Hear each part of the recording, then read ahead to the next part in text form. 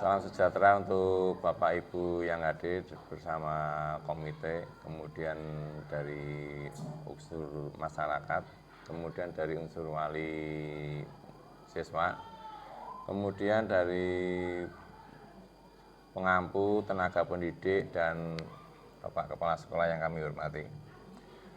Acara ini marilah kita buka untuk dalam hal ini adalah diskusi tentang membahas rapot pendidikan SMK Negeri Jatipuro. Dalam hal ini bagaimana pengaruh rapot tersebut untuk kedepannya, kemudian untuk langkah-langkah yang akan dilakukan di SMK Negeri Jatipuro berdasarkan rapot pendidikan. Rapot pendidikan ini adalah sangat penting untuk menentukan masa ke depan kemajuan dan eksistensi dari SMK Negeri Jatipuro. Dalam hal ini akan dijelaskan oleh pengampu dari SMK Negeri Jatipuro, Bapak Kepala Sekolah, Bapak Kaslani, SPD, MPD. Waktu dan tempat kami persilakan. Nggih, matur nuwun Pak Dwi Prabowo. Bedanya dengan Pak Presiden kita. Ada Dwinya. Ada nama Prabowo-nya, alhamdulillah. Assalamualaikum warahmatullahi wabarakatuh. Salam sehat dan bahagia untuk kita semuanya yang kami hormati, yang mulia Ketua Komite SMK Negeri Jatipuro, para Kepala Program Studi, Bapak dan Ibu Guru, Wakil Kepala Sekolah, dan juga tenaga pendidik, serta pemegang kekuasaan, bendahara BOS maupun POP.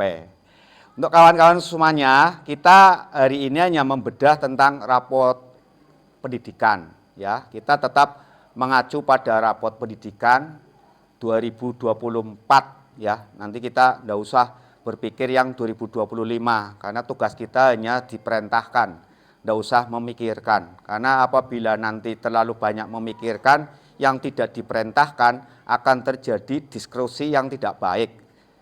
Tidak usah disuruh mikir, yang suruh mikir adalah orang-orang yang memang kompeten di bidangnya. Kita akan lihat rapot pendidikan ada di sekolah kita. Saya kira kawan-kawan semuanya pada saat kita sudah workshop pernah diajarkan tentang tata cara membuka rapot pendidikan. Kalau perlu dibuka terus. Nah, di rapot pendidikan tahun 2024 ini hasil dari asesmen tahun 2023. Nah, yang 2025 itu nanti ada juga rapot pendidikan yang akan muncul. Di antaranya, mohon perbaikan yang ada di rapot pendidikan yang ada dulu untuk melihat bagaimana kita akan melakukan kegiatan di tahun 2025 itu berdasarkan rapot pendidikan tahun 2024. Ini yang harus selalu kita gaung-gaungkan jikalau Bapak dan Ibu, apalagi ini sebentar lagi ada seleksi calon kepala sekolah. Jadi jangan sampai Pak Aslani begitu datang di Jatipuro itu ada 7 orang yang menanyakan, Bapak rencana kerjanya itu apa secara berpolitik? Nah, itu tidak boleh, karena rencana kerjanya itu harus dilihat pada rapot pendidikan. Ini karena kawan-kawan orang muda jangan sampai nanti di bulan Juli ada kepala sekolah baru menghadap setor rai bertanya seperti itu. Itu tidak boleh.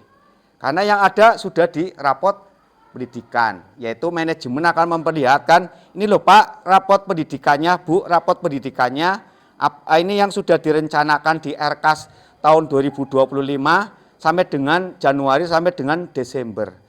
Nah, maka tugas kepala sekolah itu hanya mengevaluasi RKAS yang sudah berjalan.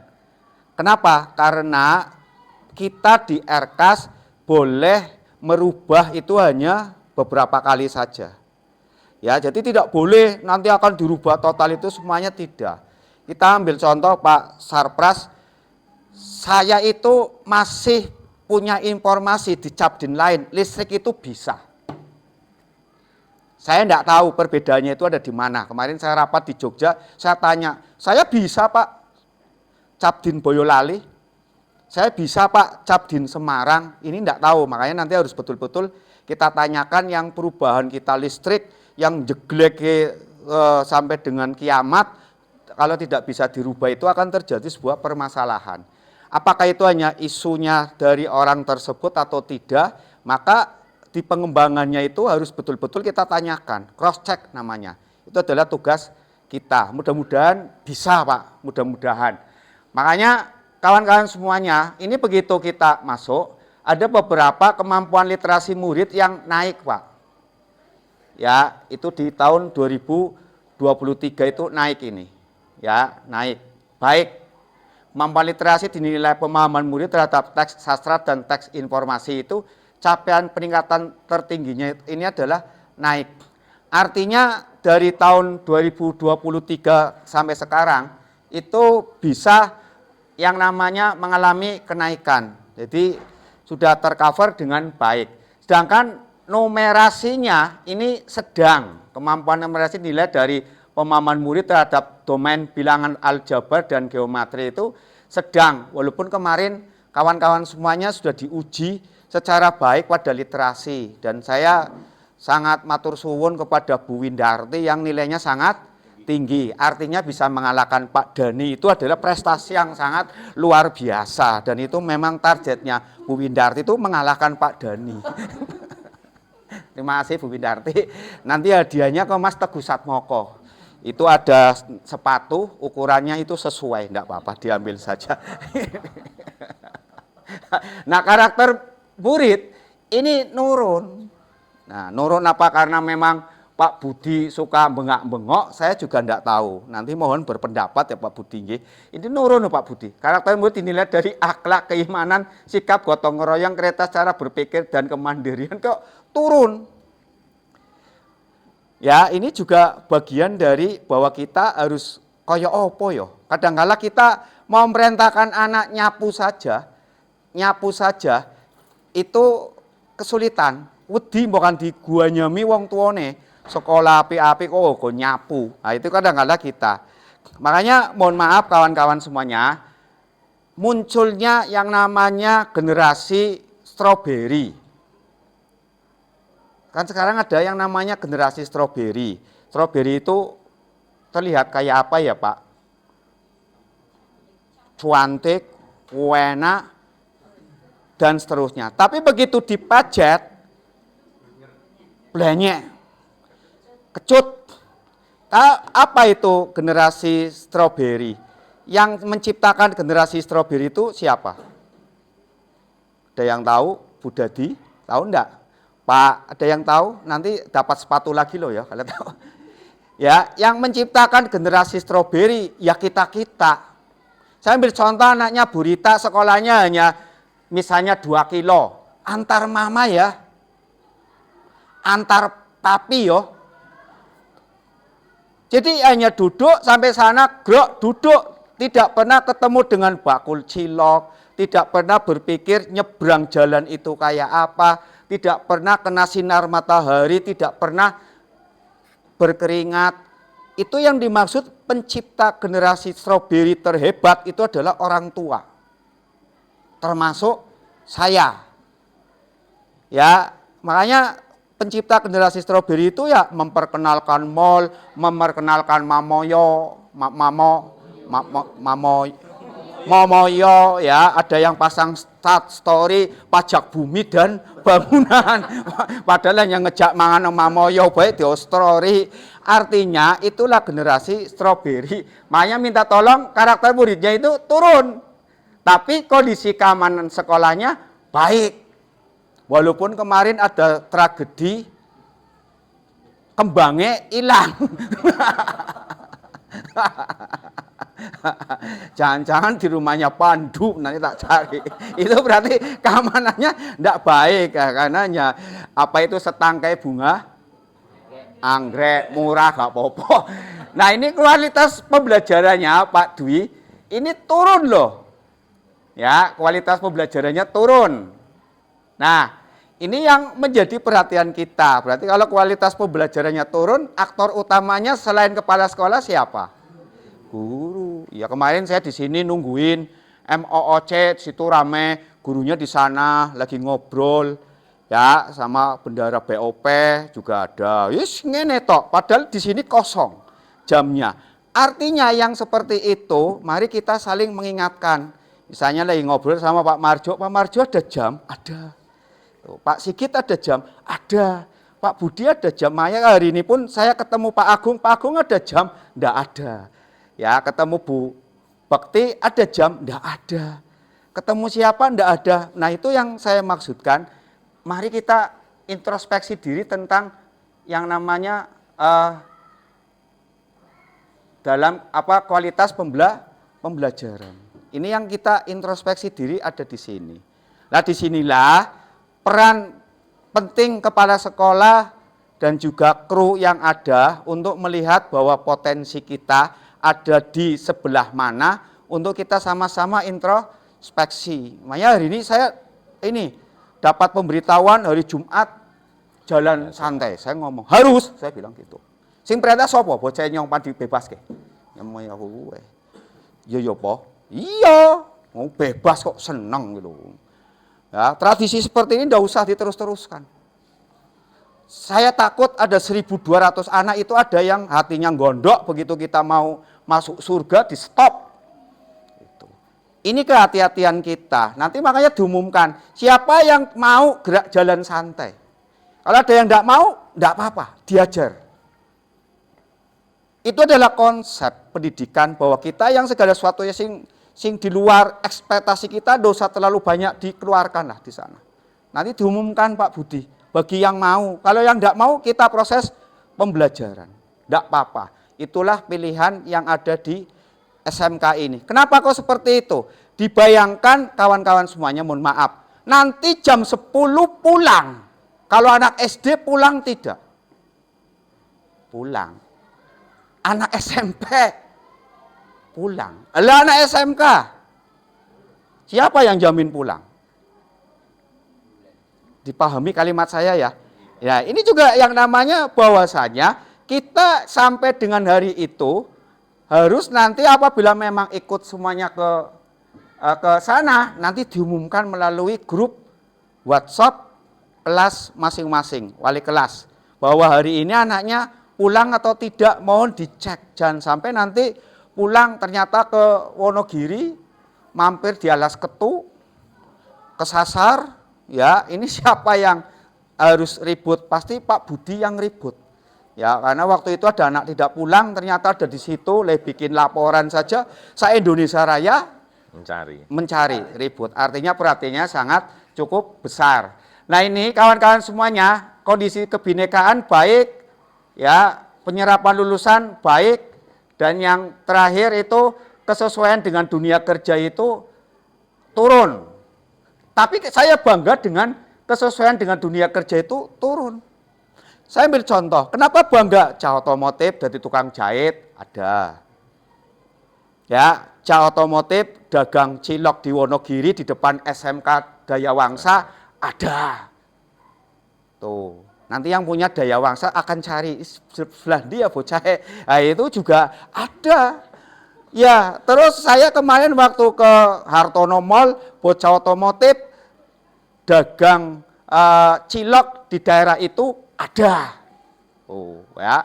Kepala sekolah hebat tenan kok, keliling-keliling kok, ya. Itu makanya apa jenengan, Mbok, kalau coba dilihat kanan kiri, salaman itu berarti murid dewa. Ya, tapi kalau masuk ke ruang karaoke tidak boleh salaman gitu. Karena akan ketahuan itu murid kita gitu. Itu waktu yang cerita Agung. Zaman dulu. Agung, itu aku mah.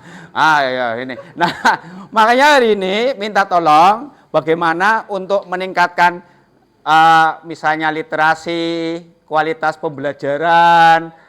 Dan yang terakhir itu tentang tadi rencana di tahun mendatang. Saya beri waktu untuk bertanya dalam waktu 2 menit, mulai dari Pak Yunus. Monggo Pak Yunus. Oh, harus pakai mic Pak Yunus ya. Karena ini nanti akan didengar Prof Mufti. Bro. Bismillahirrahmanirrahim. Assalamualaikum warahmatullahi wabarakatuh. Yang terhormat Bapak Kepala Sekolah, terkait dengan hasil sekolah kita di tahun 2024 yang pada kualitas pembelajaran di situ sedang, namun di situ mengalami nilai turun dari tahun 2023. Maka untuk itu mohon ini menjadi perhatian yang lebih karena terkait dengan kualitas pembelajaran yang nantinya kualitas pembelajaran itu akan berdampak pada kemampuan kompetensi kepada para peserta didik. Untuk itu mohon nanti kepada sekolahan untuk bisa meningkatkan kompetensi para guru atau pendidik, bisa melalui mungkin workshop atau dengan peningkatan kegiatan ombel yang ada untuk bisa sama-sama yaitu meningkatkan kemampuan Bapak atau Ibu guru di dalam baik itu penerapan metode pembelajaran, kemudian pengelolaan kelas ataupun dukungan psikologis kepada para siswa atau murid. Demikian Bapak Kepala Sekolah yang bisa saya sampaikan.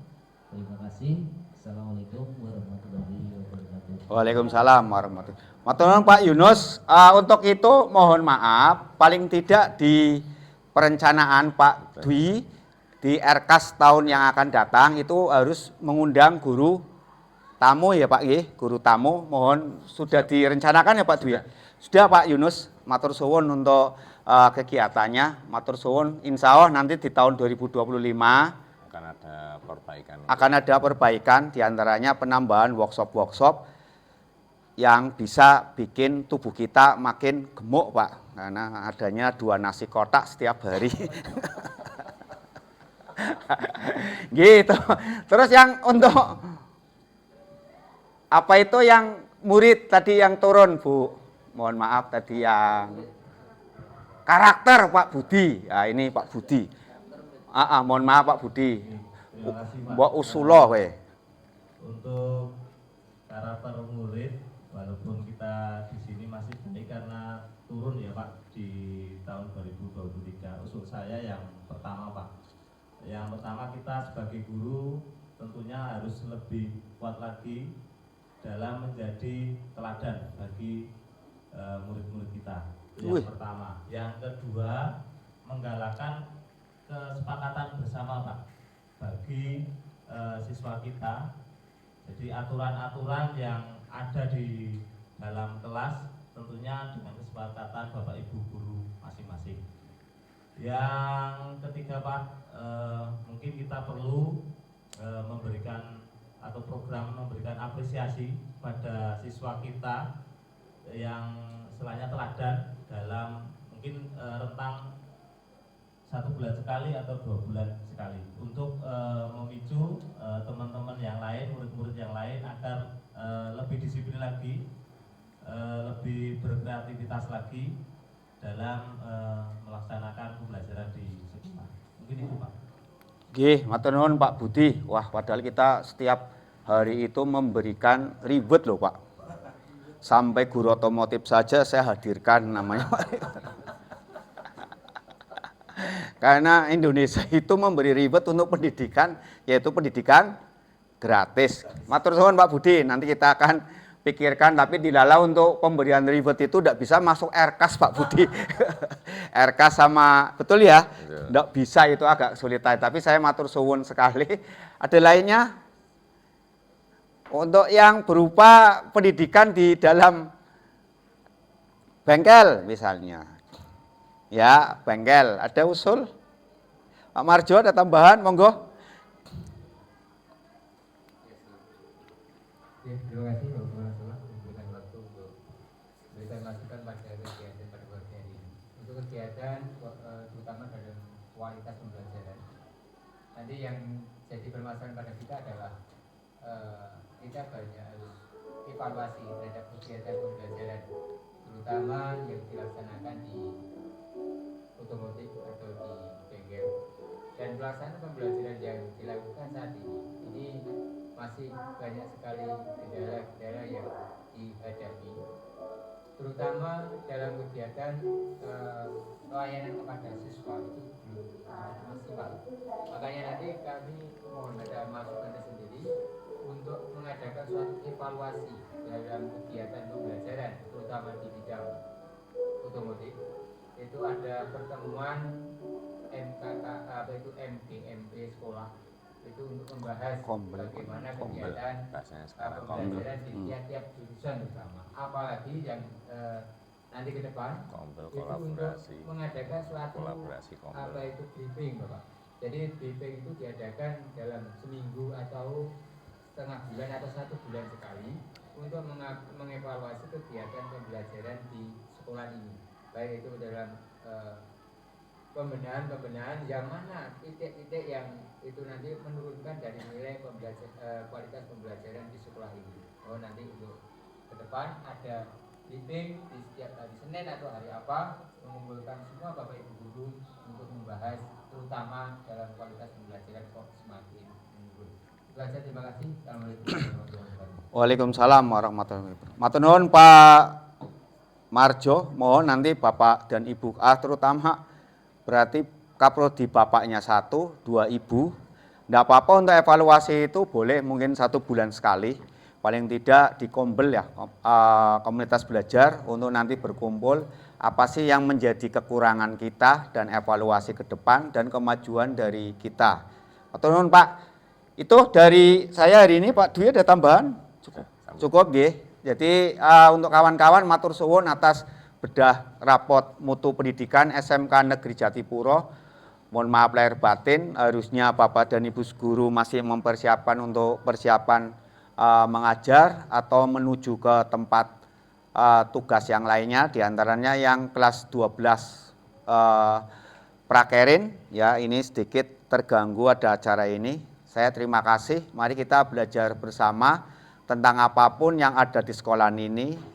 Insya Allah nanti ke depan, nanti Bu Rita dan kawan-kawan akan ngajari tentang coaching, mulai dari pra pembelajaran, ya. Betul ya, setelah observasi ya, nanti akan ada muncul di PKP, nanti akan ada workshop tentang PKP. Kenapa seperti itu? Gambarannya, kalau kita lihat di TikTok, di media sosial, Pak Menteri Profesor itu bilang, nanti kita akan mendiklat guru-guru seperti guru BK. Seperti itu. Nanti panjenengan akan dibekali tentang sebagai guru untuk menjadi seorang guru pembimbing. Kalau di pendidikan guru penggerak itu kita sudah diajari 2 hal tentang ilmu BK itu, yaitu coaching, yang kedua itu adalah segitiga restitusi. Itu aja hari ini, matur suwun sekali untuk kawan-kawanku semuanya. Selamat bekerja, mohon maaf lahir batin. Saya Kaslani, Kepala SMK Negeri Jatipuro. Teruslah belajar dimanapun berada, biar tahu akan kekurangan diri kita. Semangat untuk Indonesia. Saya Assalamualaikum warahmatullahi wabarakatuh. Waalaikumsalam.